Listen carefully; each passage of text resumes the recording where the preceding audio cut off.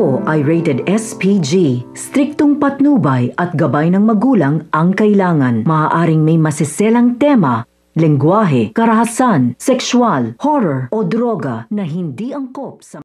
Muling nagsama-sama ang mga sangre sa pamumuno ni Tera, ang bagong pinuno ng Lireo, habang pinagtitibay nila ang kanilang pagkakaisa at kapangyarihan. Si Perena naman ay siyang sumusubok sa kanilang lakas upang matiyak na handa sila lahat sa nalalapit na digmaan na magtatakda ng kapalaran ng buong Encantadia. Sa kabilang banda naman nga, hinirang na nga na Kera si Mitena bilang karapat-dapat na tagapagalaga ng trono matapos mabigo si Zaur sa kanyang masamang balak.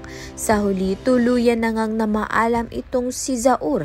Nagbalik na nga muli itong sina Olgana at Vestita. Agad nga silang tumulong kay Mitena upang siya ay makatakas mula sa panganib.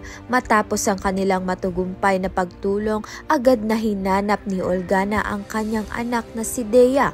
Ngunit lingid sa kanyang kaalaman, si Dea ay pumanig na nga sa mga sangre sapagkat paglilingkuran nga niya ang itinakdang tagapagmana ng brilyante ng hangin. Kaya naman nga't yan at iba pa ang dapat nating pakaabangan. Maraming salamat sa iyong panonood.